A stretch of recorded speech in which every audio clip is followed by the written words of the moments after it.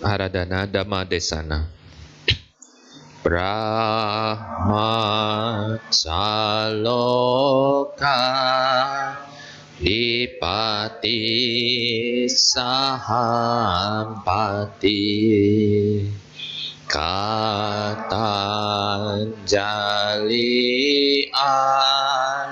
Diwara Ayacatan Santi Dasata Parajaka Jatika Desetu Dhamma Anukampi Mampajan. Brahma Sampati, penguasa dunia ini beranjali dan memohon. Terdapat makhluk-makhluk yang memiliki sedikit abu di mata mereka. Ajarkanlah Dhamma demi kasih sayang kepada mereka.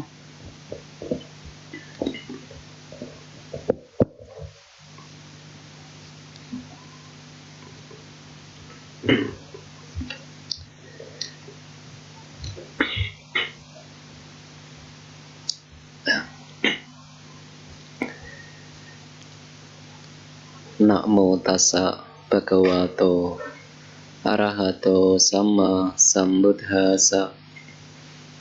Namo tassa bhagavato arahato sama sambuddhassa. Namo tassa bhagavato arahato sama sambuddhassa. Bau sacanca si panca winayoca susikito. Subhasita Jayawaca etang menggalam utamang.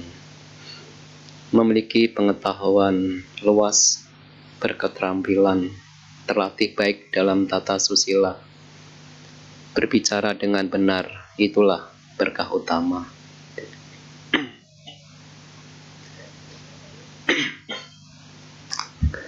Ya, pimpinan Puja Bakti yang saya hormati, Ibu Bapak, Saudara-saudara sedama, terpujilah Sang Buddha, Namo Buddhaya. Pada malam hari ini, Ibu Bapak telah kembali melakukan kebajikan. Datang untuk memberikan penghormatan kepada Guru Agung kita, Sang Buddha. Walaupun telah lama Sang Buddha parinibbana, tetapi nilai-nilai bajik yang dimiliki Guru Agung kita Sang Buddha masih tampak, ya, bisa kita renungkan di dalam kehidupan sehari-hari. Maka hal yang paling penting untuk kita tumbuhkan pada malam hari ini adalah rasa bersyukur, rasa terima kasih kepada diri kita sendiri. Karena kita masih memiliki kesehatan yang baik. Itu dulu. Kita patut bersyukur bahwa pada malam hari ini kita masih memiliki kesehatan yang baik.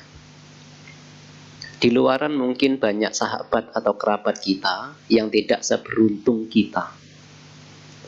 Bahkan untuk duduk saja mungkin sulit, harus berbaring. Makan saja harus menggunakan selang mungkin. Mungkin mata sudah sulit untuk dibuka. Tetapi Ibu Bapak masih memiliki kesehatan yang baik, termasuk saya. Maka hal inilah yang patut untuk bersyukur. Ya, saya masih sehat. Tetapi kesehatan ini kalau kita biarkan berlalu begitu saja tidak akan membawa manfaat. Maka itulah Sang Buddha menyebutkan ada bahaya loh di masa depan. Bukannya tidak ada bahaya. Setidaknya 4 hal inilah Sang Buddha menyebutkan bahaya di masa depan. Kalau Ibu Bapak tidak hati-hati, bahaya ini bisa membawa kita kepada kerugian yang begitu sangat besar. Ada bahaya. bukannya tidak ada bahaya. Yang pertama, Sang Buddha menyebutkan bahwa usia tua itu bahaya. Penyakit itu bahaya. Kelaparan itu juga bahaya. Bencana itu bahaya. Ini bahaya di masa depan. Kenapa usia tua itu menjadi bahaya? Bagi ia yang ingin meningkatkan nilai spiritual atau ingin mendapatkan batin yang luhur, usia tua itu menjadi rintangan untuk berjuang. Ketika kaki ini sudah sulit untuk digerakkan, ketika penglihatan itu sudah mulai kabur, indria-indria kita sudah mulai melemah, maka itu menjadi rintangan bagi kita untuk berjuang. Bagi ia yang ingin memiliki nilai luhur. Karena ketika usia tua, ini begitu sangat membatasi pergerakan kita.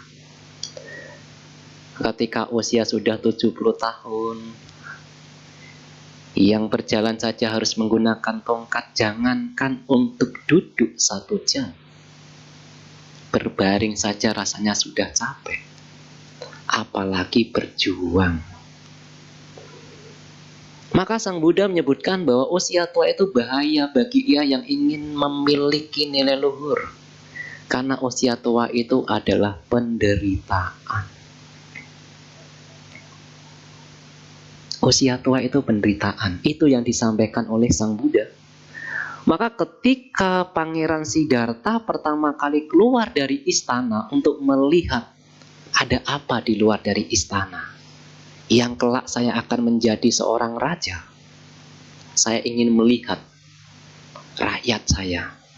Maka ketika keluar dari istana, pertama yang dilihat adalah orang tua yang sebelumnya di dalam istana itu belum pernah dilihat. Orang yang sudah membungkuk, yang giginya sudah tanggal, rambutnya sudah memutih semua. Pangeran Siddhartha ini menjadi ada suatu pertanyaan, sehingga ia pun bertanya kepada kusirnya yang bernama Cana. Cana, itu orang apa? Oh, itu usia tua, Pangeran. Apakah saya juga bisa menjadi tua? Siapapun, ketika sudah dilahirkan menjadi manusia, ia tidak bisa terbebas dari usia tua. Ya, saya pun akan menjadi tua. Tubuh saya akan melemah. Ini penderitaan. Penderitaan. Itu yang dinyatakan oleh Guru Agung kita Sang Buddha. Walaupun kita tidak bisa membuktikan secara nyata, saya kan belum tua, tetapi kita bisa melihat ia yang sudah memiliki usia tua. Untuk bisa merasakan sakitnya ketika tangan terpotong, kan tidak harus dipotong terlebih dahulu. Baru percaya, katanya kan ekipasiko dibuktikan. Jadi saya harus membuktikan dulu. Ya nanti sudah telat kalau sudah usia tua baru membuktikan. Sudah, perjuangan sudah melemah. Itu adalah rintangan bagi ia yang ingin memiliki batin yang luhur. Maka Sang Buddha memuji kepada ia yang ketika masih memiliki usia muda, rambut masih hitam, ini mau berjuang. Karena ketika tenaga masih kuat, kesempatan untuk berjuang. Maka ada suatu kisah yang menarik ketika di masa Sang Buddha. Ketika Sang Buddha berada di Benares, ada sebuah keluarga yang begitu sangat kaya raya. Karena ia kaya raya inilah disebut sebagai Mahadana. Ia kaya. Diceritakan bahwa keluarga ini memiliki kekayaan 80 koti. 1 koti itu setara dengan 10 juta. Di dalam kitab ulasan atau atakata dijelaskan, ada yang menyebutkan bahwa para tera 1 koti itu setara dengan 10 juta. Kalau seandainya 1 koti itu setara dengan 10 juta, kalau dikali 80 jadi berapa? 800 juta. 800 juta 2500 tahun yang lalu itu kan kekayaan yang besar. Itu kan terjadi kira-kira 2500 tahun yang lalu. Tentu 800 juta itu kekayaan yang besar.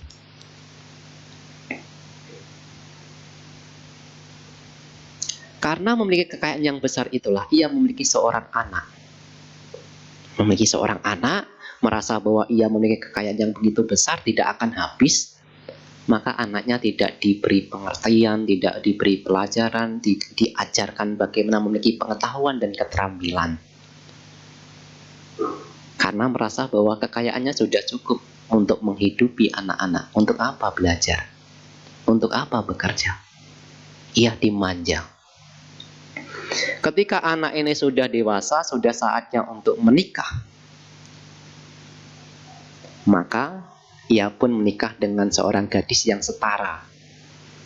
Ya kira-kira kekayaannya juga setara. Tetapi juga keluarga ini juga enggan untuk memberikan keterampilan kepada anak gadisnya tersebut. Sehingga tumbuh oleh tutup ya. Seperti itu kira-kira.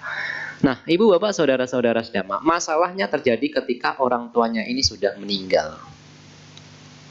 Anak yang sudah ditinggal orang tuanya tidak dikasih pengetahuan, tidak diberi keterampilan, ia hanya bisa menghabiskan kekayaan.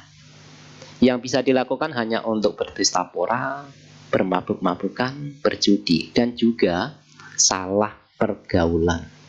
Ia berteman dengan orang-orang yang memiliki sifat seperti itu. Suka minum, berpesta pora, berjudi, hanya untuk menghabiskan kekayaan. Kekayaan yang sudah besar itu pun lama-lama juga akan habis. Hingga karena sudah usianya sudah menua, kekayaannya habis, ia menjadi seorang pengemis. Yang tadinya memiliki kekayaan besar, ia pun jatuh miskin menjadi seorang pengemis. Ketika sang Buddha ini sedang berpindah patah, diikuti dengan Bante Ananda, sang Buddha tersenyum. Maka Bante Ananda pun ketika melihat sang Buddha tersenyum, karena seorang Buddha itu tidak tersenyum kalau tidak ada kejadian yang menarik. Jadi sang Buddha itu tersenyumnya tidak setiap saat, tidak setiap waktu, hanya waktu-waktu tertentu. Maka tidak mungkin juga diceritakan seorang Buddha itu tertawa terbahak-bahak. Tidak mungkin menemukan seorang Buddha tertawa. Tersenyum saja jarang, apalagi tertawa. Beda dengan kita. Kita bahagia tertawa terbahak-bahak. Berbeda dengan sang Buddha. Maka Bante Ananda pun bertanya, "Oh sang Tathagata, kenapa sang Tathagata tersenyum? Lihatkah Ananda, suami istri yang sudah tua renta sebagai seorang pengemis yang menerima makanan dari seorang samanera?" "Oh iya, saya melihatnya."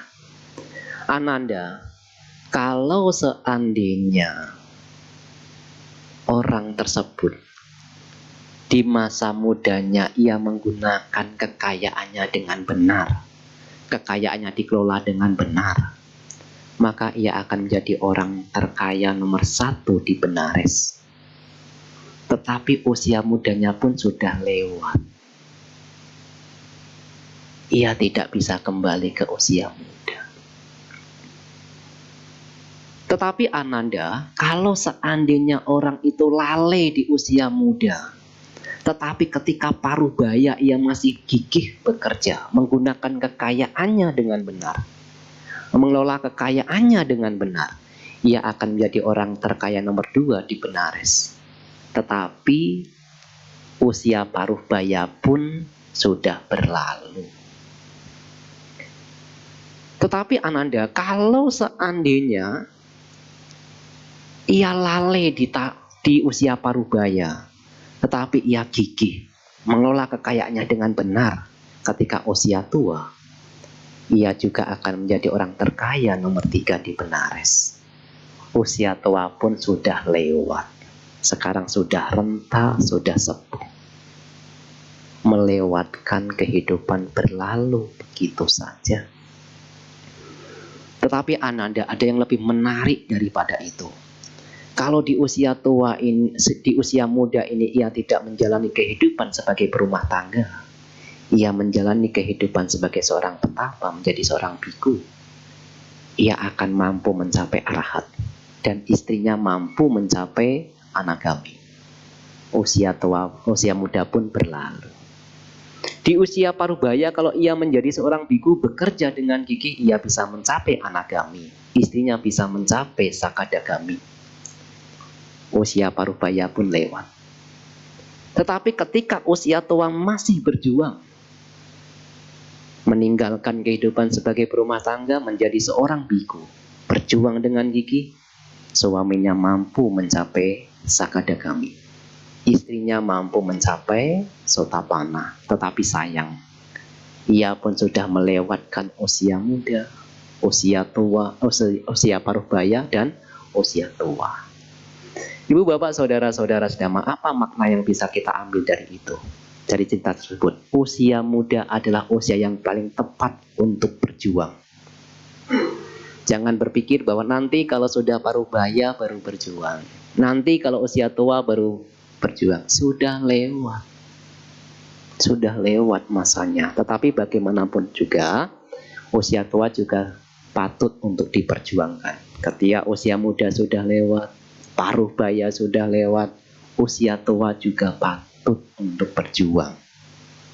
Nah, inilah ibu bapak saudara-saudara sedama, ada bahaya loh di masa depan. Usia tua itu menjadi rintangan bagi ia yang ingin berjuang. Maka ketika ibu bapak masih sehat, pada saat ini masih muda, atau masih separuh baya, atau masih setidaknya belum tua renta, masih punya kesempatan untuk berjuang. Ini yang pertama yang disebutkan Sang Buddha, bahaya yang pertama. Yang kedua adalah penyakit. Ini sudah tidak perlu dijelaskan, sebenarnya ibu bapak juga sudah mengerti, sudah paham bahwa jasmani kita ini adalah sarang penyakit. Sang Buddha menyebutkan banyak penyakit yang terdapat di dalam tubuh kita. Penyakit yang paling ringan sampai yang terparah ada di dalam diri kita. Kalau kita tidak hati-hati menjaganya, ya sudah, nanti bisa berbaring lama di ranjang. Dari sakit mata, sakit telinga itu sudah disebutkan dari jauh-jauh 2500 tahun yang lalu. Sang Buddha sudah menyatakan ada sakit mata, ada sakit telinga, ada sakit perut, ada penyakit kulit, lain sebagainya. Sampai yang terparah sekalipun, makan harus menggunakan selang, dan membuang kotoran juga harus menggunakan selang. Itu yang terparah, dan semua ada di dalam tubuh kita. Kalau kita ini sudah berpenyakitan, apa yang akan kita pikirkan? Hanya bagaimana bisa sembuh. Ibu bapak sulit untuk berpikir saya ingin ke wihara, sulit. Yang kita sibukkan pikiran kita hanya bagaimana agar saya ini bisa sembuh dari penyakit. Sulit untuk berpikir saya ingin berdana, saya ingin mempraktekkan sila. Ketakutan itu sudah mulai muncul, penyakit saya ini bisa sembuh tidak? Karena saya pernah mengalami itu. Beberapa waktu yang lalu, mungkin bulan-bulan yang lalu, ketika ikut retreat meditasi di Gunung Gelis, GNK. 5 hari setelah meditasi, ada penyakit, mungkin masuk angin yang begitu sangat parah sehingga kepala begitu sangat sakit. Jangankan untuk meditasi, yang terjadi pikiran ini, saya ini bisa sembuh tidak? Sudah takut, mulai ketakutan. Yang lain meditasi hanya bisa berbaring di ranjang dengan menutup seluruh tubuh dengan selimut yang ada. Itu ketika sakit. Hanya saja kita ini ketika sehat ini lalai, seolah-olah kita tidak akan sakit. Ketika lalai, yang kita gunakan hanya melakukan hal-hal yang tidak bermanfaat. Diajak ke wihara, enggak usah. Diajak untuk praktek sila, enggak mau.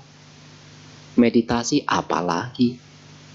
Karena seolah-olah kita ini akan sehat untuk selamanya. Tetapi nanti kalau kita sakit baru saya bisa sembuh tidak ini? Kapan saya bisa sembuh? Lalu bagaimana kita bisa praktek dhamma yang diajarkan oleh Sang Buddha? Maka penyakit itu menjadi rintangan bagi ia yang ingin memajukan nilai batinnya. Nilai luhurnya ingin berkembang, ingin maju, penyakit menjadi rintangan. Maka ketika ibu bapak masih sehat seperti ini, inilah kesempatan untuk berjuang. Saya masih sehat, apalagi saya masih muda, berjuang. Karena mungkin saja ketika nanti sakit dan kita sudah berjuang, sudah memiliki titik aman, penyakit itu bukan menjadi persoalan bagi diri kita. Karena pada dasarnya sulit mencari orang yang terbebas dari penyakit. Tidak hanya kita sebagai manusia biasa, ia yang sudah mencapai tercerahkan sempurna sekalipun pernah mengalami sakit. Hanya bedanya adalah ketika yang sudah tercerahkan sempurna tidak sakit secara batin, hanya sakit secara jasmani. Nah, inilah yang ingin kita kejar. Jasmani boleh sakit, batin jangan sakit. Karena kita tidak bisa terhindar dari penyakit. Sang Buddha di titik-titik parinibbana juga merasakan penyakit yang begitu luar biasa diceritakan. Ada disentri. Ketika detik-detik parinibbana, Sang Buddha mengalami sakit. Hingga akhirnya untuk membebaskan keraguan-raguan dari Cunda, karena diyakini Cunda adalah orang yang terakhir yang berdana makanan kepada Sang Buddha. Dan setelah itu Sang Buddha sakit. Jangan sampai nanti ketika Sang Buddha sakit dan parinibbana, Cunda ini merasa khawatir. Oh, gara-gara menerima makanan dari saya Sang Buddha menjadi sakit dan parinibbana. Ini berbahaya. Karena kan yang terakhir berdana kepada Sang Buddha kan Cunda. Maka jangan sampai Cunda ini merasa khawatir, merasa ragu-ragu. Wah, gara-gara saya jadi Sang Buddha sakit dan wafat. Nanti orang-orang yang ada di sekelilingnya, kerabat sahabatnya, gara-gara Anda ya Sang Buddha sakit dan parinibbana. Ia akan sedih. Maka sebelum itu terjadi, Sang Buddha sampai menyampaikan kepada Bante Ananda, mungkin saja Cunda akan merasa khawatir, akan merasa menyesal karena ia telah mendanakan dan saya sakit. Tapi tegakkanlah Cunda, berikan dia pengertian. Ada dua jenis orang di dunia ini, yang ketika berdana makanan jasanya sulit untuk diukur, mahawipaka, jasanya besar sekali. Siapakah yang pertama? Yang pertama adalah ia yang berdana, setelah itu seseorang yang menerima dana itu mencapai pencerahan sempurna, menjadi sama Sang Buddha. Ini orang yang paling beruntung ketika berdana. Ini jasanya sulit untuk diukur. Siapa dia? Ibu Sujata. Ibu Sujata adalah orang yang beruntung karena berdana bubur. Dan setelah itu Bodhisatta Siddhartha mencapai sama Sang Buddha. Ini yang pertama. Sang Buddha menyebutkan yang kedua, orang yang ketika berdana akan mendapatkan jasa yang begitu luar biasa adalah ia yang ketika berdana dan sama Sang Buddha mencapai parinibbana, wafat. Ini orang ini sangat beruntung. Jasanya sulit untuk diukur. Inilah yang disampaikan Sang Buddha kepada Bante Ananda agar Cunda ini terbebas dari rasa khawatir, rasa penyesalan. Ibu bapak saudara-saudara sedama, kalaupun seandainya dijelaskan seseorang yang setelah menerima dana itu tidak mencapai sama Sang Buddha, mungkin mencapai ketika menerima dana makan, setelah itu duduk bermeditasi, mampu mencapai jana misalnya, itu pun jasanya besar sekali. Ketika perdana jubah, dan jubah itu yang digunakan juga untuk duduk, untuk digunakan, dan ketika itu seseorang itu mencapai perkembangan batin yang luar biasa, itu juga jasanya besar. Ketika orang itu mendanakan kuti, dan setelah itu para bante yang tinggal di situ juga berlatih dengan sungguh-sungguh dan mencapai perkembangan batin yang luar biasa, itu juga jasanya besar. Besar sekali. Nah, itulah ibu bapak, bahkan sang Buddha saja masih bisa sakit. Bedanya adalah sakit secara fisik. Tetapi kita sakit secara fisik, sakit secara batin. Double kalau kita. Maka mungkin saja suatu ketika kita akan sakit. Tetapi kalau kita sudah memiliki nilai luhur, sakit itu pun tidak akan menjadi persoalan selama batin kita sudah mampu mengatasinya. Bahaya yang ketiga juga, Sang Buddha menyebutkan adalah kelaparan. Siapa yang bisa menjamin 1 tahun, 2 tahun, 3 tahun yang akan datang ibu bapak tetap mudah untuk mendapatkan makanan? Ketika kekeringan terjadi, ketika sulit untuk panen, ibu bapak akan kesulitan untuk mencari makanan.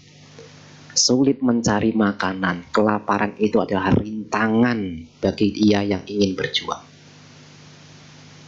Tidak sulit untuk mencari contoh-contoh di masyarakat.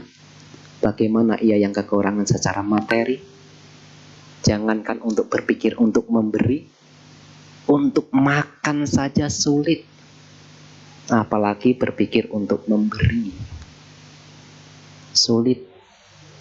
Maka ia yang sudah berada di titik yang rendah, untuk kembali ke atas itu sulit. Sulit sekali. Walaupun ada yang bisa, tetapi tidak banyak.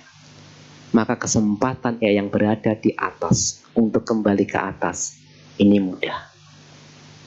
Bagi bapak ibu yang kebetulan secara materi mampu untuk kembali memiliki kemampuan materi itu, kesempatannya banyak dibanding ia yang secara materi tidak mampu.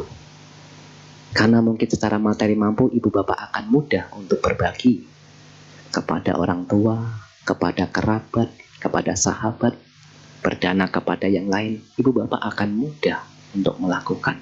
Tetapi kalau sudah di bawah, bagaimana caranya untuk berbagi? Bahkan untuk makan saja sulit. Maka ketika ibu bapak dalam keadaan masih muda, dalam keadaan sehat, apalagi punya, peluangnya besar untuk tetap berada di kehidupan manusia yang terang. Maka tidak ada jaminan ibu bapak bahwa 1 tahun, 2 tahun, 3 tahun yang akan datang akan mudah untuk mendapatkan makanan. Tetapi pada saat inilah ketika ibu bapak mudah untuk mendapatkan makanan, mudah untuk mencari tempat tinggal, mudah untuk mendapatkan minuman, kesempatan untuk berjuang. Jangan hanya kehidupan ini digunakan untuk mengejar kesejahteraan semata. Karena sayang, sudah terlahir menjadi manusia, tetapi lupa untuk bagaimana agar bisa kembali lagi menjadi manusia. Karena untuk terlahir menjadi manusia itu bukan suatu kebetulan di dalam Dhamma, tetapi butuh perjuangan. Salah satunya perjuangan itu adalah berbuat kebajikan. Yang keempat, bahaya yang keempat adalah bencana. Ketika bencana ini terjadi, orang-orang ini akan sibuk. Suatu misal ada bencana tanah longsor, bencana tsunami, bagaimana ia harus berduyun-duyun satu tempat ibu bapak. Ini banyak orang di sini. Satu gedung ini bisa mungkin ratusan, 200 orang dan semuanya sibuk. Tidak berpikir seperti kita sekarang, duduk tenang, mendengarkan Dhamma. Tapi kalau sudah bencana sudah datang, bagaimana mau praktek Dhamma dengan tenang?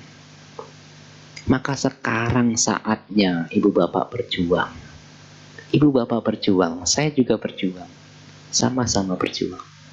Ketika usia masih muda, ketika kita masih sehat, ketika makanan mudah untuk didapatkan, ketika kita masih berkumpul dengan tatapan yang penuh cinta kasih, keharmonisan, kedamaian, saatnya untuk berjuang. Karena kalau sudah usia tua, sudah berpenyakitan, sulit mendapatkan makanan, bencana sudah datang, sulit untuk melakukan kebajikan. Maka ibu bapak saudara-saudara sedama, ketika kita sudah mengetahui bahwa ada bahaya loh di masa depan, lalu kita pun akan bergerak untuk mempraktekkan dhamma. Lalu mungkin ada yang bertanya, saya mulai dari mana Bante untuk mempraktekkan dhamma? Karena kan Sang Buddha ini membabarkan dhamma hampir 45 tahun diceritakan. Apabila dhamma yang dibabarkan oleh Sang Buddha dan para siswanya ini dikumpulkan selama 45 tahun Sang Buddha mengembara itu, diceritakan atau dijelaskan ada 84.000 kelompok dhamma. Banyak sekali, banyak. Lalu saya memulainya dari mana? Maka ibu bapak, saya akan meringkas 3 poin yang bisa kita mudah untuk bisa mengingatnya. Dari 84.000 kelompok dhamma tersebut, 3 ringkasan dhamma ini bisa diingat, yang juga disampaikan juga oleh Sang Buddha. Yang pertama adalah jangan berbuat buruk, jangan berbuat jahat. Ini yang pertama, ringkasan yang pertama. Berbuat jahat contohnya apa? Membunuh, mencuri, berbuat asusila, berbohong, minuman keras. Ini perbuatan buruk. Kalau ibu bapak ingin menjaga agar tidak berbuat buruk, jalankan 5 sila. Hanya saja tadi tidak ada permintaan sila. Sila penting. Tidak membunuh, tidak mencuri, tidak berbuat asusila, tidak berbohong, tidak minuman keras. Ibu bapak telah mempraktekkan ringkasan dhamma yang pertama, tidak melakukan keburukan. Tetapi kalau ibu bapak membunuh, ibu bapak akan dicap Anda buruk. Kalau ibu bapak sudah mencuri, Anda juga akan dicap Anda berbuat jahat, mengambil apa yang bukan milik Anda. Kalau Anda mengganggu istri orang lain, Anda juga akan dicap kamu tukang apa? Buruk kah? Perilaku buruk. Artinya praktekkan 5 sila. Kalau ibu bapak mempraktekkan 5 sila, ibu bapak sudah terhindar dari cap perbuatan buruk. Yang kedua adalah banyak berbuat kebajikan. Berdana, praktek sila, tetapi ada kebajikan yang luhur melalui pikiran. Maka kalau seandainya hari Jumat ada meditasi, ibu bapak datang. Itu adalah bagaimana cara melatih kebajikan yang luhur, yang tinggi. Karena nanti kalau seandainya kita sudah tua, sudah sakit, berbaring di ranjang, apa yang muncul? Bukan lagi dengan berdana tangan, dengan tangan, tetapi pikiran kita bagaimana untuk menjaga agar tidak berpikir buruk. Padahal di beberapa kisah di dalam Dhamma dijelaskan, pikiran terakhir menuntun kehidupan masa depan. Menjaga pikiran itu penting. Maka ada menyebutkan bahwa meditasi itu adalah kebajikannya tertinggi. Misalnya samatha, meditasi, metta. Kenapa? Karena identik kalau seandainya di dalam jalan mulia berfaktor 8, sama-sama di itu adalah pencapaian jana. Ya toh? Kalau kita membaca, yang dimaksud sama-sama di atau konsentrasi benar itu adalah identik dengan pencapaian jana 1, 2, 3, dan 4. Sedangkan ia yang mampu menjaga pikirannya ketika akan mengalami kematian dan mencapai jana, ia bisa terlahir di alam Brahma. Untuk bisa terlahir di alam Brahma, tentu itu kebajikan yang harus luar biasa, bukan kebajikan yang remeh-temeh. Pikiran penting. Jadi pengembangan pikiran bajik itu penting. Karena kita tahu ketika kita sudah sakit, ketika kita berbaring di ranjang, bukan lagi berbuat kebajikan melalui jasmani, tetapi bagaimana cara untuk menjaga pikiran. Ini yang kedua. Selain ibu bapak berdana melalui tangan, berdana, praktek moralitas, ada juga yang harus menjaga pikiran. Maka sangat baik kalau hari Jumat ada meditasi, ikut menjaga pikiran agar nanti ketika sakit kita tetap bisa menjaga pikiran tidak ikut sakit misalnya. Yang ketiga, ibu bapak, saudara-saudara sedama, ringkasan dan ketiga adalah batin kita harus dibersihkan dari noda. Noda apa? Noda kekotoran batin. Apakah batin ini bisa ternoda, Bante? Ya bisa. Rambut itu bisa ternoda tidak? Bisa. Ada kotoran rambut namanya ketombe. Ada kotoran mata, ada kotoran hidung, maka ada kotoran batin.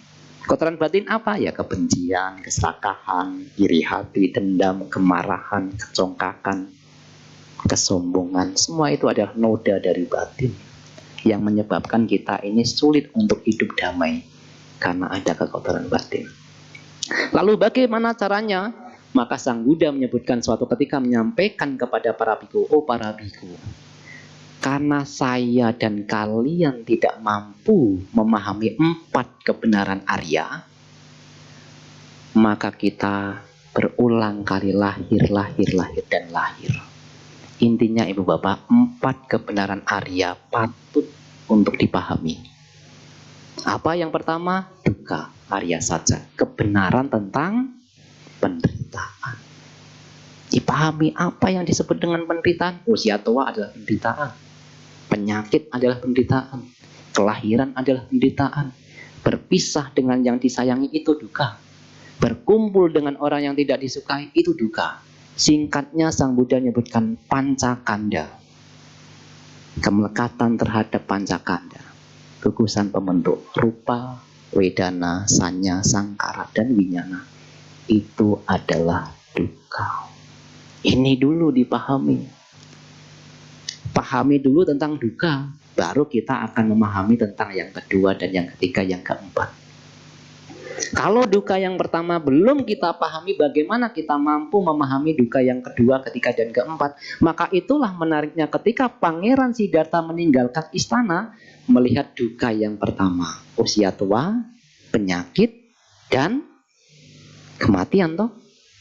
Pangeran Siddhartha pertama kali melihat orang sakit, bertanya kepada Cana, itu siapa?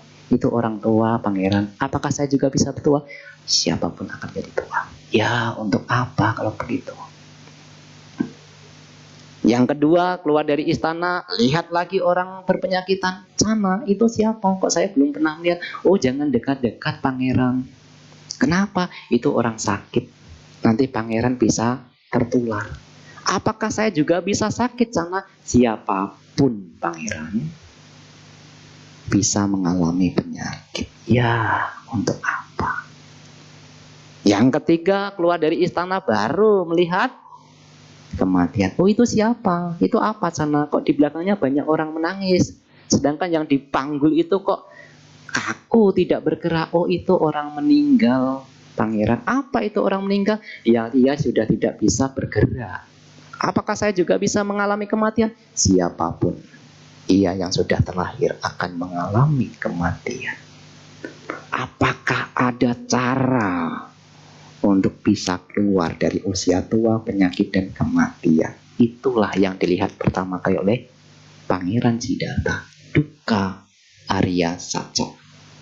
Usia tua duka, penyakit duka, dan kematian itu duka. Maka ibu bapak saudara-saudara sedama, 4 kebenaran Arya ini adalah ajaran yang paling mulia. Kalau kita sudah mengikuti Sang Buddha, sudah berkeyakinan kepada Sang Buddha, setidaknya sedikit demi sedikit mulai membaca, mendengarkan 4 kebenaran Arya, Karena ini adalah inti dari ajaran Sang Buddha. Sekarang sudah sangat mudah untuk bisa mendengarkan penjelasan 4 kebenaran Arya. Banyak para bante yang memiliki pengetahuan yang cukup mudah, cukup untuk bisa menjelaskan 4 kebenaran Arya. Jangan disia-siakan untuk bisa memasukkan 4 kebenaran Arya. Andai saja di kehidupan ini kita belum memiliki titik aman, karena kita sudah memasukkan nilai-nilai bajik, sudah pernah mendengarkan 4 kebenaran Arya, sudah merenungkan 4 kebenaran Arya, siapa tahu di kehidupan mendatang kita tetap akan berjuang untuk bisa memahami 4 kebenaran Arya. Itu saja intinya. Jadi 4 kebenaran Arya ini patut untuk dilakukan. Maka ibu bapak saudara-saudara Dhamma, inilah 3 ringkasan Dhamma. Ya, yang pertama jangan berbuat buruk, yang kedua berbuat kebajikan, yang ketiga adalah bersihkan batin kita dari noda. Oh Bante, tapi saya kan belum bisa duduk bermeditasi, belum bisa berdana. Tidak apa-apa, tapi jangan berbuat jahat. Itu yang pertama kali yang disampaikan Sang Buddha. Kita belum mampu untuk berdana, tidak apa-apa, tetapi jangan mencuri. Kita belum bisa duduk 1 jam meditasi, tidak apa-apa, tapi jangan membunuh. Kalau kita sudah tidak mampu untuk melakukan kebajikan tetapi kita juga berbuat jahat, sudah hancur kita. Tidak bisa, tidak apa-apa, belum bisa berdana, tidak apa-apa, tapi jangan sampai mencuri. Kalau sudah mencuri, Anda ketangkap, masuk penjara, sulit untuk berjuang di sel tahanan. Berpikir saja jangan untuk bisa masuk penjara. Karena saya pernah ketika di Jakarta ini diundang, ketika bukan berarti saya melakukan kejahatan masuk, tidak, ketika sudah menjadi seorang biku. Jadi di sel itu, di rumah tahanan ada beberapa umat Buddha. Ada beberapa kali datang ke penjara untuk mengisi Dhamma. Ketat sekali, tembok di mana-mana tinggi-tinggi, tidak bisa bebas. Berpikir saja jangan. Saya saja sampai, waduh, tidak berani lagi saya, tidak berani. Walaupun diminta, aduh, kalau ada yang lain saja. Di dalam penjara itu sulit. Berpikir saja jangan. Makanya ketika kita belum mampu duduk 1 jam, belum mampu berdana, tidak apa-apa, tapi jangan berbuat jahat. Jangan membunuh, jangan mencuri, jangan berbuat asusila, jangan berbohong, jangan minum minuman keras. Ini dulu. Baru ketika kita sudah mampu untuk menghindari perbuatan jahat, sedikit-sedikit kita mulai berlatih untuk berbuat kebajikan. Tetapi sebagai penutup, ibu bapak saudara-saudara sedama, kesuksesan kita dalam praktek Dhamma, mempraktekkan kebajikan, menghindari kejahatan, membersihkan noda, ada 1 yang paling mendukung, yaitu kesabaran, kanti. Maka ada ungkapan kanti paramang tapotitika. Kesabaran ini adalah cara berlatih yang unggul. Kalau kita tidak punya kesabaran, apa yang kita sudah upayakan, kita sudah latih, jatuh.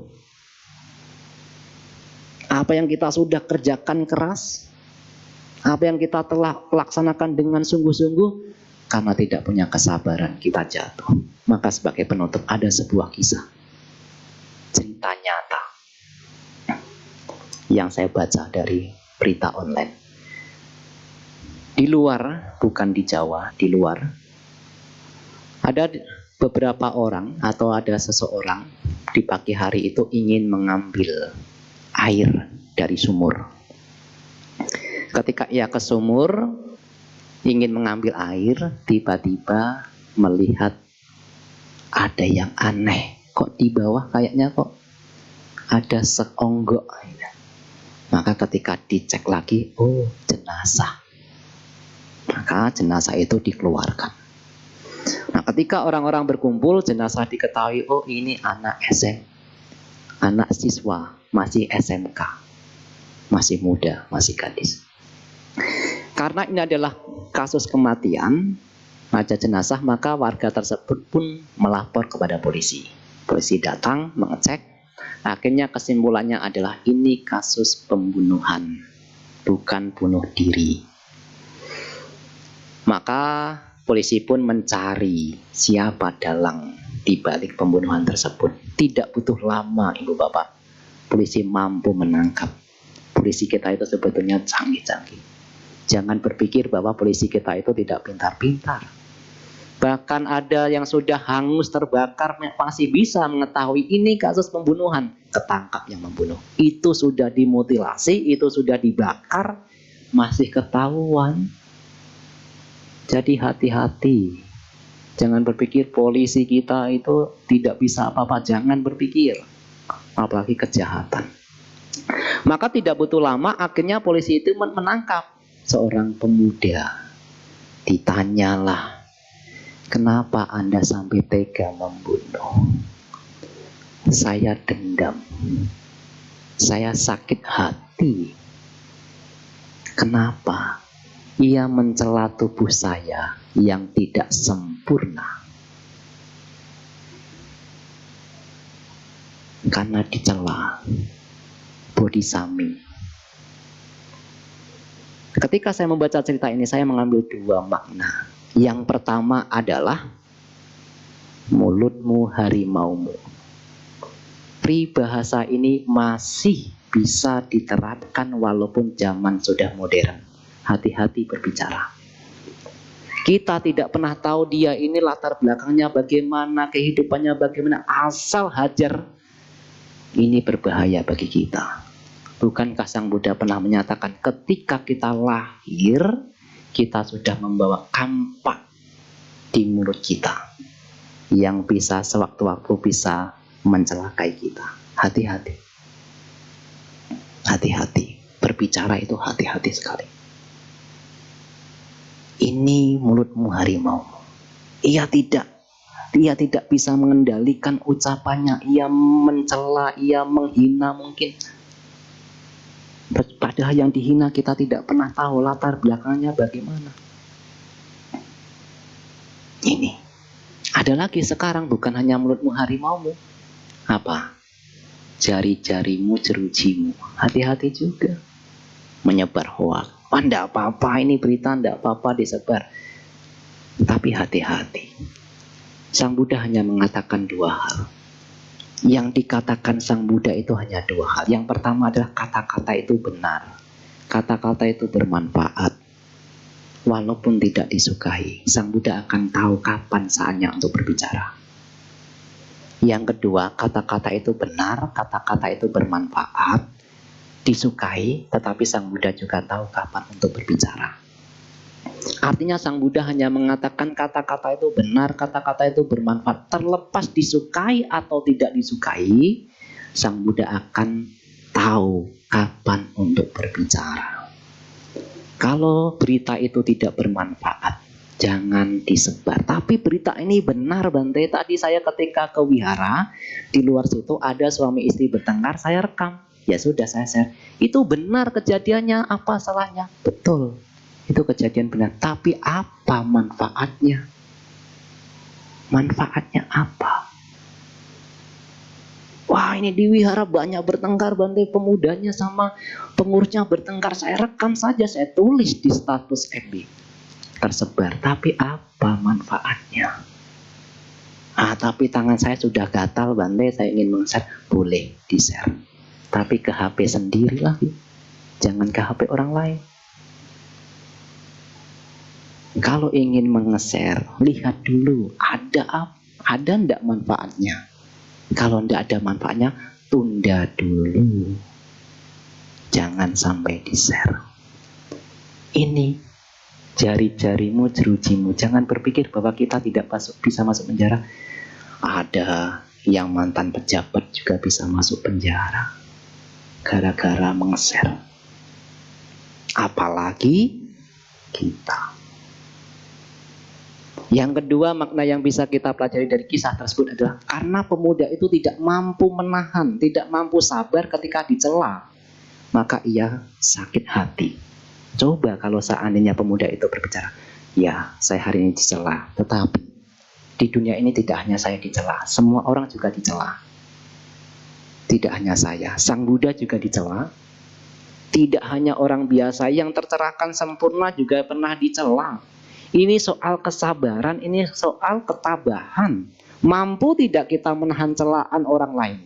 Kalau kita tidak mampu, ucapan kasar akan keluar, atau bahkan dengan perilaku jasmani. Itulah kanti. Tabah. Tahan. Tahan ketika dicela, tahan ketika lapar, tahan ketika dingin. Kalau Anda tidak tahan ketika lapar, orang tua Anda bisa dibunuh. Ada kisah seperti itu saya pernah membaca. Ada anak-anak yang tega membunuh orang tua gara-gara lapar. Hendak tahan lapar. Di ruangan tidak ada makanan. Ia sudah tidak mampu lagi. Ya sudah, dihajar orang tuanya. Tidak mampu menahan lapar, sabar. Tidak mampu menahan panas, AC dirusak. Tidak mampu menahan dingin, cepat-cepat dirusak. Tahan. Itulah kanti. Penting sebagai nilai luhur yang patut kita praktekkan. Apakah mudah? Sulit. Tetapi sesulit apapun, kita harus masukkan nilai-nilai kesabaran ke dalam diri. Karena kalau kita tidak punya kesabaran, apa yang telah kita upayakan, apa yang telah kita rintis, bisa jatuh seketika. Inilah Ibu Bapak Saudara-saudara sedama yang bisa saya sampaikan pada malam hari ini. Semoga kita senantiasa memiliki kesehatan yang baik dan semoga kita maju di dalam dhamma. Semoga semua makhluk berbahagia.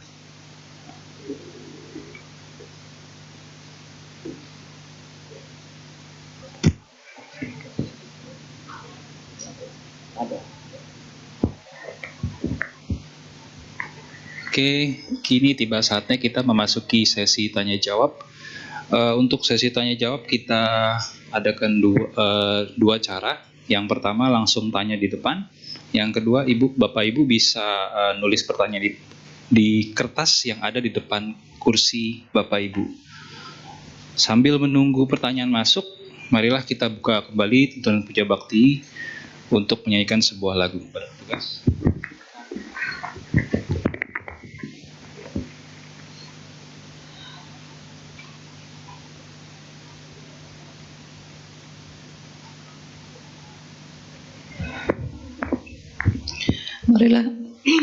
Marilah kita buka buku kembali. Kita buka halaman 92. Kita nyanyikan lagu Hadirkan Cinta.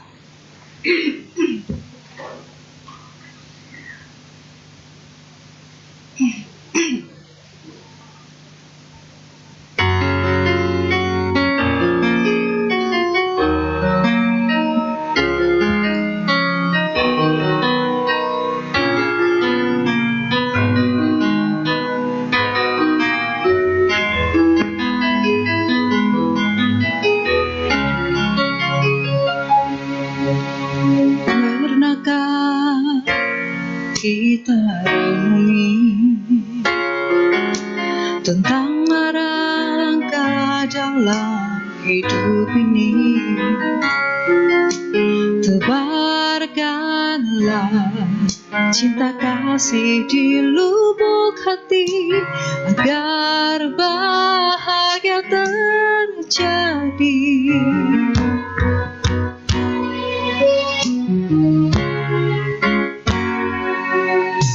Sadarlah, hai manusia, berpedoman yang benar agar bahagia. Pancarkanlah cinta kasih pada sesama agar bahagia dunia. Terkadang hati kita pun terpana menatap kemilau dunia. Terkadang suara hati pun meronta, rasakan palsunya dunia.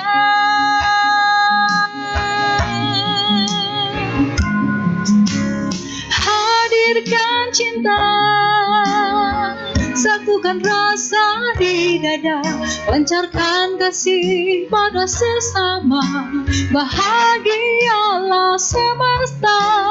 Jauhkan diri dari amarah di hati, agar seluruh alam berseri menyambut indahnya dunia ini.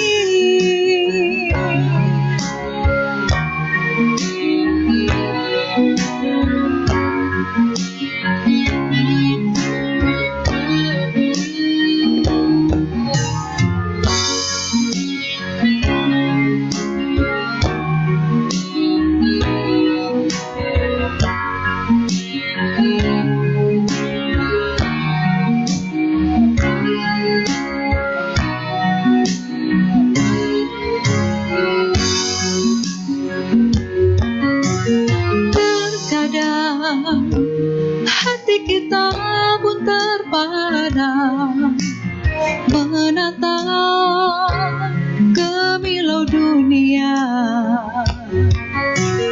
Terkadang suara hati pun meronta, rasakan palsunya dunia.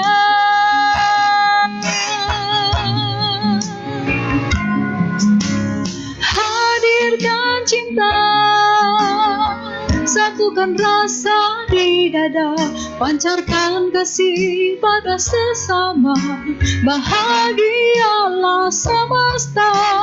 Jauhkan diri dari amarah di hati, agar seluruh alam berseri menyambut indahnya dunia ini. Cinta, satukan rasa di dada, pancarkan kasih pada sesama, bahagialah semesta. Jauhkan diri dari amarah di hati, agar seluruh alam berseri menyambut indahnya dunia ini.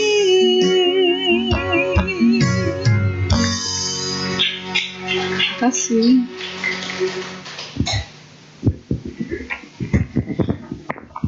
Baiklah, kita masuk ke sesi tanya jawab.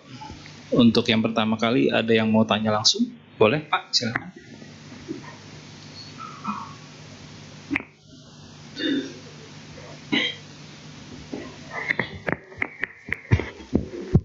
Malam Bante, salam namo budaya Bante.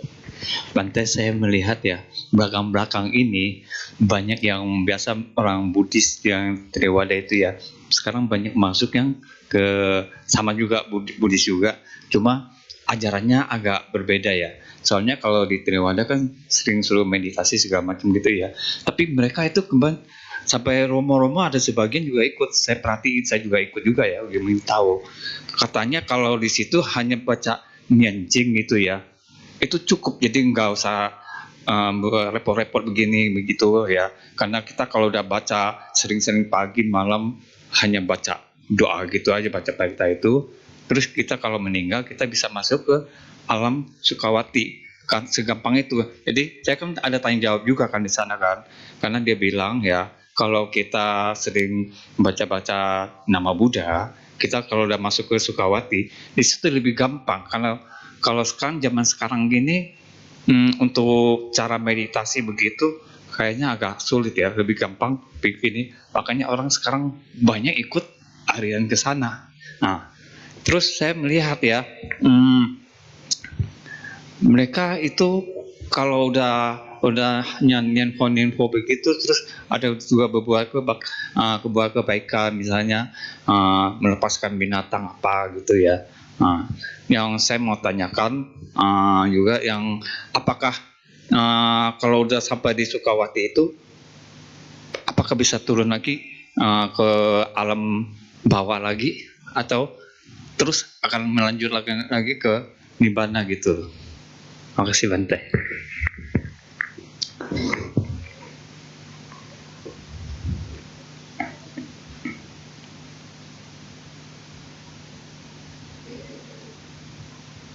Ya,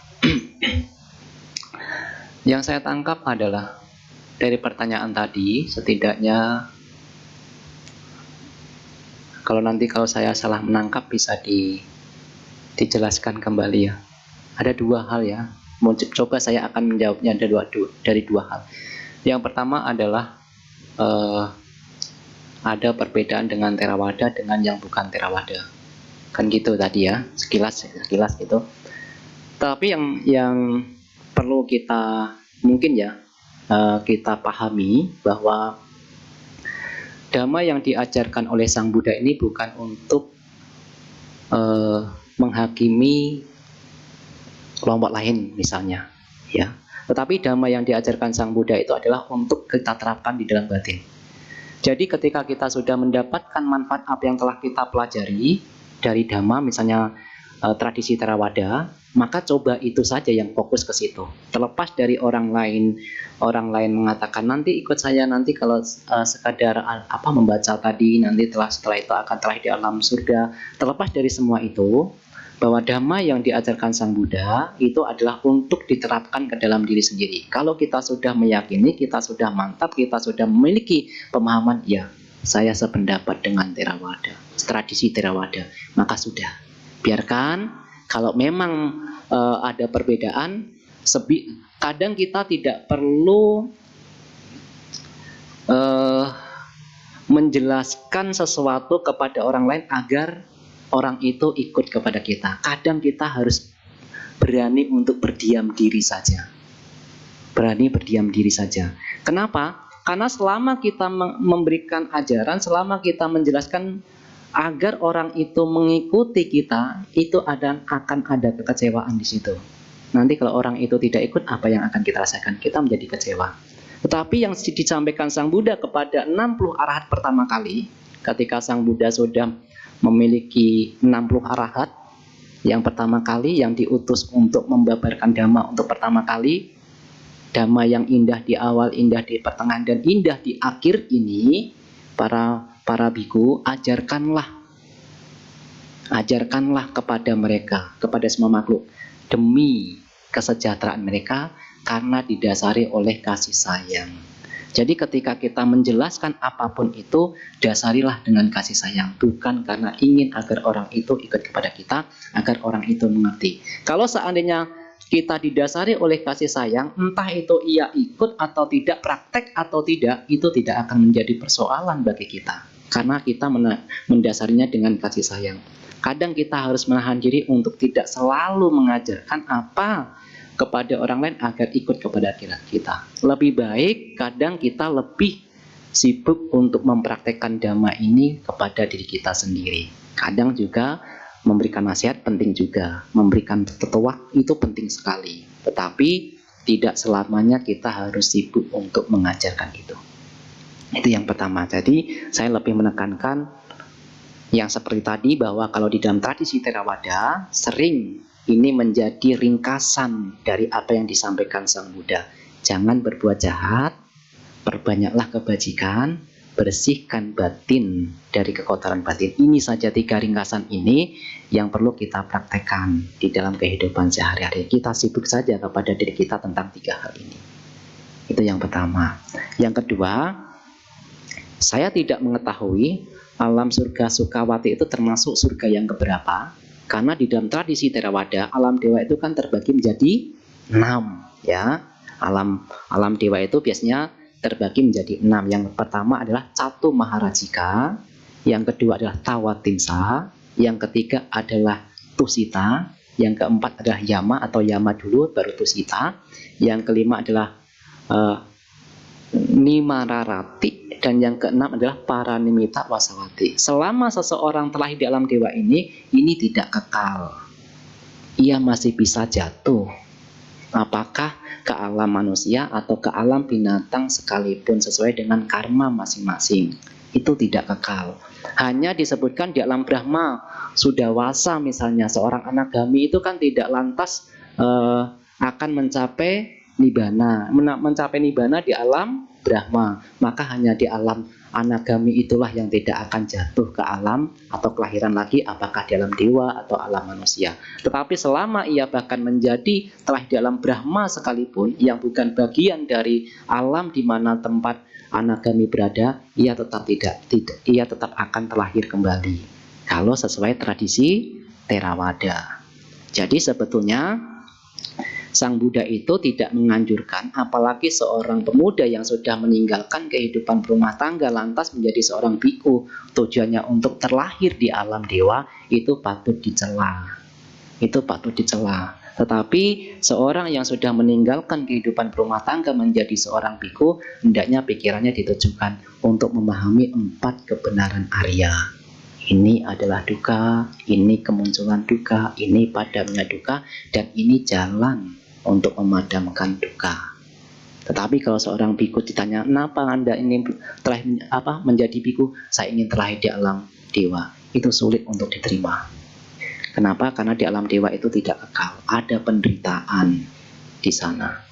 Seperti itu. Tetapi terlepas tadi, apakah di alam surgawati? Kalau seandainya surga Sukawati tadi bagian dari 6 tadi itu, berarti tidak kekal. Ia tetap akan terlahir kembali sesuai karma masing-masing jika dirujuk dari tradisi Theravada. Seperti itu ya. Ya, jadi saya mengharapkan bahwa kita sibuk kepada apa yang kita terima saja. Terutama yang tadi 3 ringkasan. Jangan berbuat buruk, perbanyaklah kebajikan, sucikan batin dari noda. Bagaimana caranya? Pahami 4 kebenaran Arya. Yang keempat ini. Yang ketiga tadi ringkasan. Kira-kira seperti itu. Ya.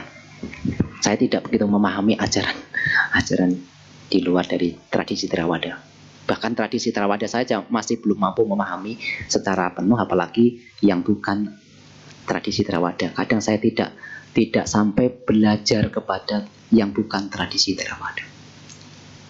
Seperti itu. Ya. Ya, baik Pak, sudah paham ya Pak ya. Untuk penanya kedua, apa ada lagi? Boleh Pak, silakan.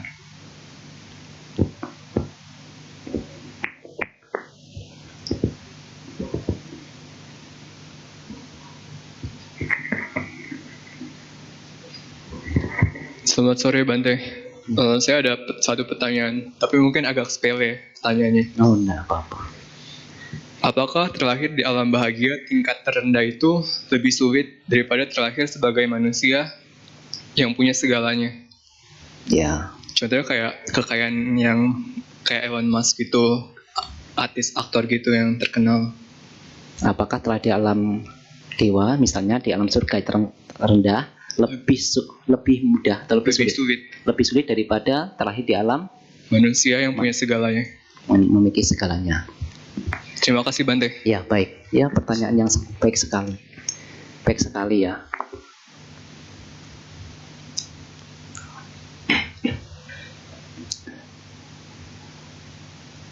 Ya. Apakah terlahir di alam dewa misalnya tingkat yang terendah itu disebutkan di tradisi Theravada itu adalah Catu Maharajika. Ya, itu adalah dewa terendah. Catu Maharajika itu diyakini usianya itu adalah di alam manusia ini 50 tahun, di alam Catu Maharajika itu baru 1 hari 1 malam. Jadi memiliki usia yang lebih panjang dibanding usia di alam manusia. Lantas apakah mana yang lebih sulit untuk bisa terlahir di alam dewa atau di alam manusia? Ya, kalau lebih sulitnya yang mana agak sulit untuk menjawab. Tetapi kalau seandainya ada sebuah pertanyaan yang menarik ya di dalam Dhananjani Sutta Majjhima Nikaya, nanti Ibu Bapak bisa mengecek di sana ada ini sutta yang menurut saya bagus sekali karena itu menjelaskan tentang perumah tangga. Bagaimana tadinya berumah tangga ini memiliki keyakinan yang baik terhadap tiratana, ia suka berbagi, berdana, ia menjalankan moralitas, ia melakukan kebajikan-kebajikan. Tetapi setelah istrinya ini meninggal, ini berubah. Apalagi ketika ia sudah menikah dengan yang bukan memiliki keyakinan kepada Tiratana, maka ia berbeda cara hidupnya. Maka pada saat itulah Bante Sariputa yang merasa, karena dulu orang ini berjasa, mungkin berjasa kepada Bante Sariputa, ketika mendengar dari percakapan para biku yang lain, ia mengatakan bahwa oh berbeda Brahmana itu. Kalau dulu giat, kalau dulu rajin berbuat kebajikan, sekarang jangankan berbuat kebajikan, ia berbeda. Nah, seperti itu. Maka Bante Sariputa adalah salah satu Bante yang memiliki nilai luhur yang begitu luar biasa sebagai Katanyu Katawedi. Ingat apa yang pernah diterima, apakah itu sekecil apapun, ya, sekecil perbuatan kebajikan yang kecil itu pun Bante Sariputa ini ingat. Itu kebajikan yang luar biasa. Itulah kebijaksanaan dari Bante Sariputa. Mungkin bosan tidak saya sebelum menjawab itu ada satu kisah, ya, untuk menjelaskan salah satu dari sifat luhur dari Bante Sariputa yang patut untuk kita miliki, ya. Karena Sang Buddha menyatakan, nanti siapa tahu dari sekian banyak pemuda di sini ada yang tertarik untuk menjadi seorang biku misalnya. Nah, ketika sudah meninggalkan kehidupan rumah tangga dan menjadi seorang biku, maka kalau ia berharap, ia bisa mengatakan seperti ini, kata Sang Buddha. Kalau ia ingin berharap, maka ia harus berharap semoga saya seperti Bante Sariputa dan Bante Moggallana. Itu adalah yang harus dicapai. Seorang biku bisa, semoga saya bisa seperti Bante Sariputa dan Bante Moggallana. Tetapi untuk bisa menjadi seperti Bante Sariputa dan Bante Moggallana, kan kita harus tahu toh sifat apa yang dimiliki oleh Bante Sariputa dan Bante Moggallana. Sifat luhur apa yang dimiliki sehingga Bante Sariputa ini wajib atau patut untuk dijadikan pedoman, untuk jadikan landasan agar saya bisa seperti itu. Maka saya menemukan salah satu, bukan satu-satunya, ini satu di antara banyak sifat luhur dari Bante Sariputa, yaitu ingat kebajikan yang ia miliki dan berusaha untuk membalasnya. Maka suatu ketika ada seorang Brahmana tua ini ketika pagi-pagi Sang Buddha biasanya diceritakan adalah mengecek ke seluruh penjuru, misalnya dengan kemampuan mata Buddhanya, dengan kesaktian dewa Dibacaku adalah mata dewa, kesaktian seorang mata Buddha mengetahui apakah ada orang-orang yang ketika mendengarkan dhamma ini akan mendapatkan manfaatnya.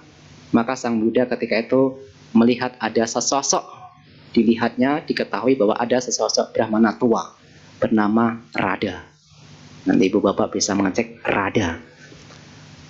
Diceritakan bahwa Rada ini sudah sepuh, tetapi kalau ia menjadi seorang biku, ia mampu untuk mencapai arahat. Jadi jangan berkecil hati bagi yang sudah sepuh, karena kalau berjuang, kalau berusaha masih punya kesempatan untuk bisa mencapai pencerahan. Nah, ketika itu Sang Buddha akhirnya menemui Brahmana bernama Rada yang sudah sepuh. Ditanya, Rada, maukah Anda menjadi seorang biku? Ya, betapa Gotama, siapa yang mau mentapis saya? Saya sudah tua, sudah renta, tidak ada para biku yang mau mentapis saya menjadi seorang biku. Maka akhirnya Sang Buddha kembali ke wihara dan mengumpulkan semua biku, termasuk mengajak Rada. Ditanyalah para biku, oh para biku, siapa di antara sekian banyak di sini, para biku, yang pernah mendapatkan kebajikan dari Rada? Bante Sariputa mengangkat tangan. Oh Sang Tathagata, saya ingat, saya pernah mendapatkan 1 sendok makan dari Brahmana Rada. Kalau seperti itu Sariputa, bukankah Anda punya kewajiban untuk mentapis Rada menjadi biku? Baik, saya akan mentapis Rada menjadi biku. 1 sendok makan pun diingat oleh Bante Sariputa. Itu baru 1 kisah. Belum lagi ketika Bante Sariputa ingat kepada Bante Asaji yang pertama kali membabarkan dhamma, ketika Bante Sariputta masih menjadi seorang pemuda bernama Upatissa. Itu pun dikenang. Ya. Maka Bante Sariputta ini memiliki kebajikan yang luar biasa, yang patut untuk dijadikan pedoman, dijadikan panutan. Apalagi kalau seorang pemuda mendatangi menjadi seorang biku, maka ia patut untuk berharap, semoga saya bisa seperti Bante Sariputta dan Bante Moggallana.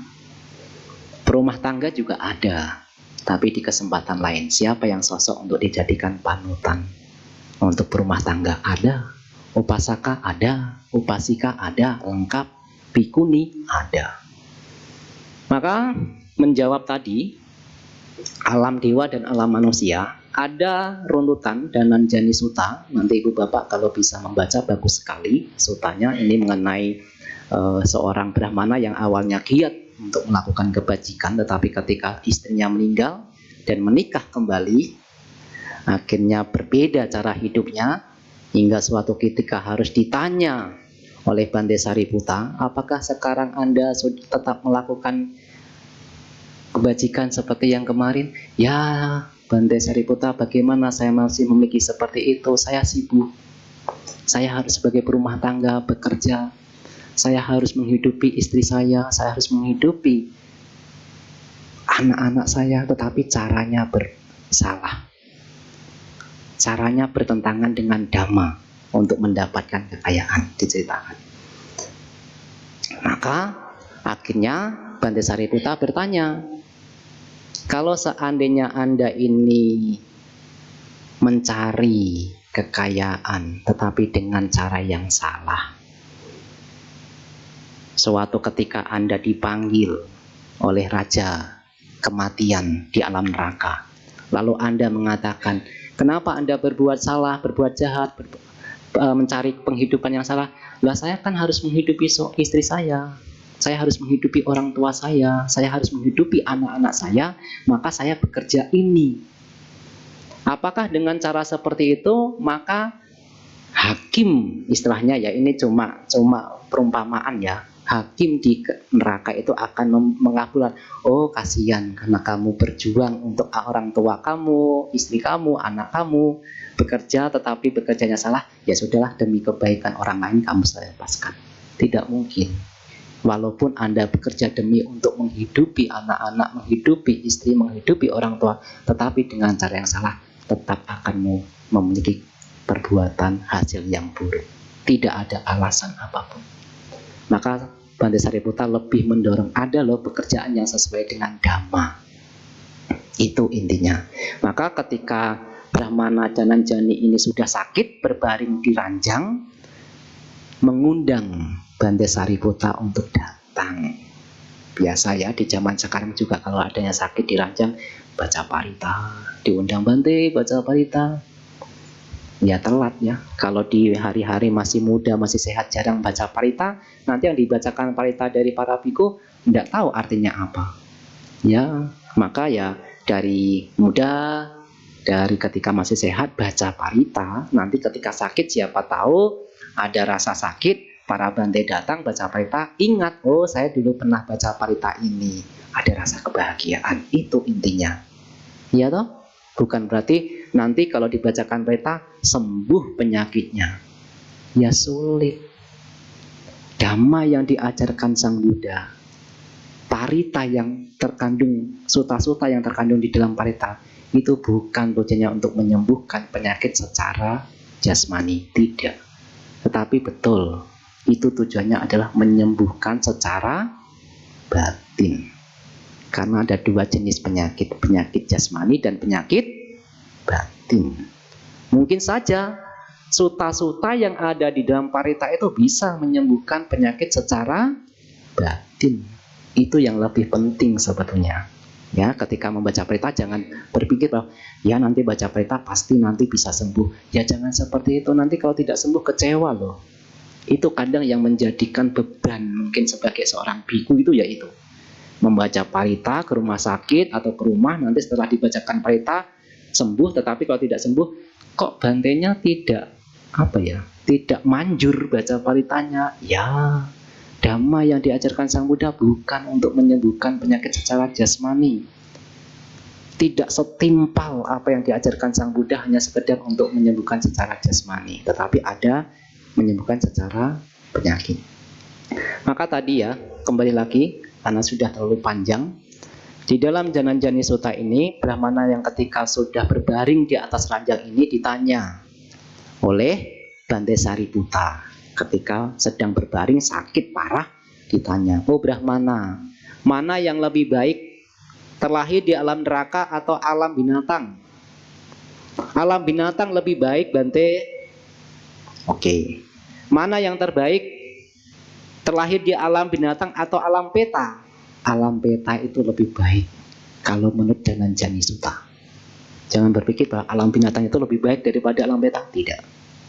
Kalau di dalam Jananjani Sutta, ya, Bante Sariputta pernah bertanya kepada seorang Brahmana, mana yang terbaik, lahir di alam neraka atau alam binatang? Alam binatang itu lebih baik.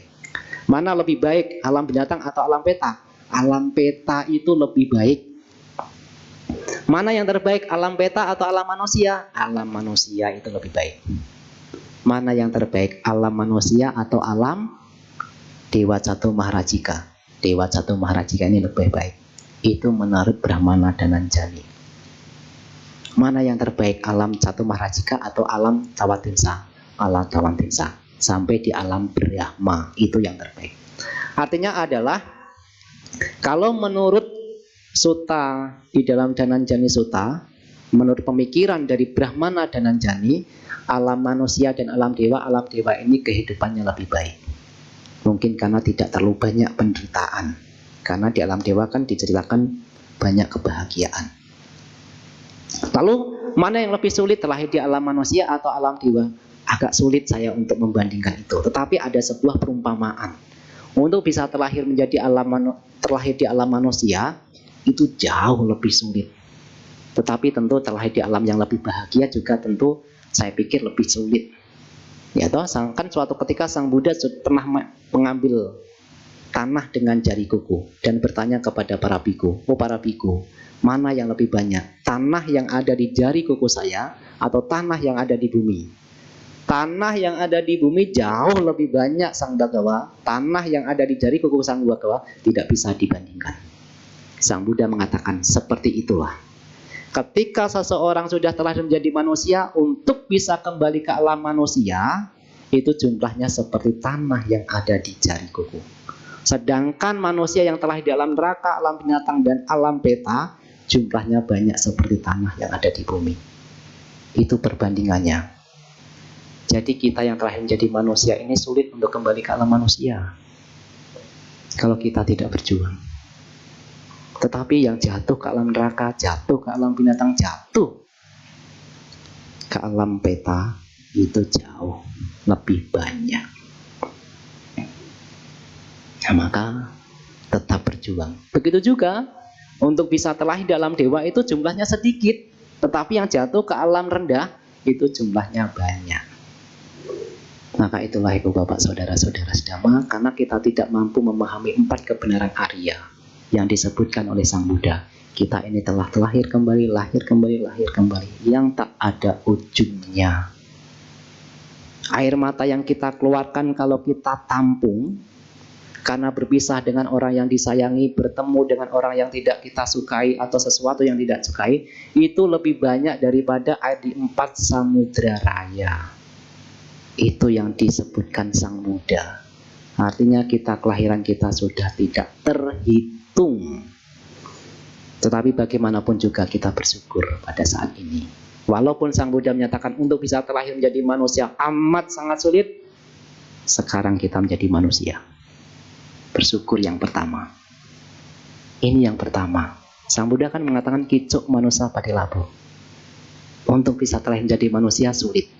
Tetapi nyatanya kita sekarang sudah terlahir menjadi manusia. Apalagi ibu bapak memiliki fisik yang sempurna, tidak cacat. Berapa banyak kebajikan yang telah ibu bapak tanam di kehidupan yang lampau. Tetapi ada yang lebih sulit diciptakan untuk bisa mendengarkan dhamma, ini jauh lebih sulit. Sudah telah menjadi manusia, mungkin di Indonesia ini ada setiap bulan apakah ada kelahiran, tetapi berapa banyak yang bisa mendengarkan dhamma, apalagi 4 kebenaran Arya. Tetapi walaupun demikian, walaupun sekarang kita sudah sulit untuk mendengarkan dhamma, artinya tetapi nyatanya kita sekarang berada di dalam dhamma. Maka saya sampaikan tadi 4 kebenaran Arya. Ujung-ujungnya adalah 4 kebenaran Arya. Pelajari, pahami, dengarkan. Ibu bapak sewaktu-waktu baca Dhammacakkappavattana Sutta di Parita Biru sudah tercantum. Palinya, artinya, kalau agama Buddha sudah menyatakan saya beragama Buddha, tapi belum pernah membaca Dhammacakkappavattana Sutta, belum lengkap. Baca sekali, 2 kali, 3 kali baca. Ya, seperti itu ya. Agak sulit untuk menjelaskan lebih mudah mana terlahir, apakah terlahir di alam manusia atau alam dewa, agak sulit. Tetapi di dalam Danan Janusoni, alam dewa itu lebih baik daripada alam manusia, sesuai dengan Brahmana Dananjani. Tetapi terlepas daripada semua itu, sekarang kita telah menjadi manusia, maka 3 hal tadi patut untuk ditegakkan. Jangan berbuat jahat, perbanyaklah kebajikan, pahami 4 kebenaran Arya. Ini jauh lebih penting daripada memahami nanti saya terlahir di mana ya, gitu. Nah, jadi 3 hal ini ketika kita sudah terlahir menjadi manusia. Terlalu panjang saya menjawab. Baik Bante. Baik, udah terjawab ya Pak ya. Mohon maaf Bapak Ibu, kami selesaikan sesi tanya jawab pada malam hari ini karena keterbatasan waktu. Untuk Bante, apakah ada closing statement yang akan disampaikan?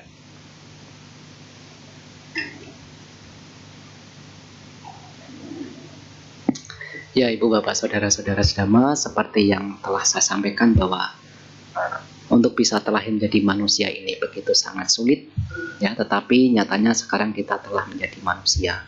Artinya kebajikan-kebajikan yang kita lakukan telah begitu luar biasa. Tetapi tidak ada jaminan bahwa kehidupan yang akan datang kita tetap akan menjadi manusia. Sang Buddha hanya menjamin ia yang sudah mampu mencapai Sotapanna, yang sudah bisa terbebas dari 4 alam penderitaan, neraka, binatang, peta, dan asura. Terlepas dari semua itu Ibu Bapak, bahwa sebelum usia tua datang, sebelum penyakit datang, sebelum kematian datang, kita mesti berjuang.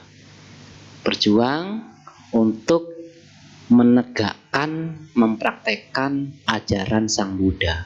Karena nanti kalau sudah usia tua, sudah tiba, sulit untuk mempraktekkan Dhamma.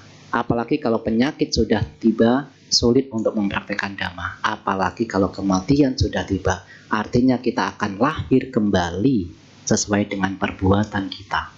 Selama kita masih punya kekuatan batin, selama itu juga kita akan lahir kembali. Dan Sang Buddha menyatakan, kelahiran yang akan datang hanya disokong oleh jasa kebajikan yang kita lakukan di kehidupan ini. Maka berjuang untuk tidak berbuat jahat, melakukan kebajikan, pahami 4 kebenaran Arya. Seperti itu. Baik, baiklah Bapak Ibu, selesai sudah sesi Dhammadesara dan tanya jawab pada malam hari ini. Kami segenap keluarga Wihara Pradhamasuka dan para umat berterima kasih kepada Bante. Umat dipersilakan untuk bangkit berdiri dan bersikap anjali karena yang mulia Bante akan meninggalkan ruang dhammasala.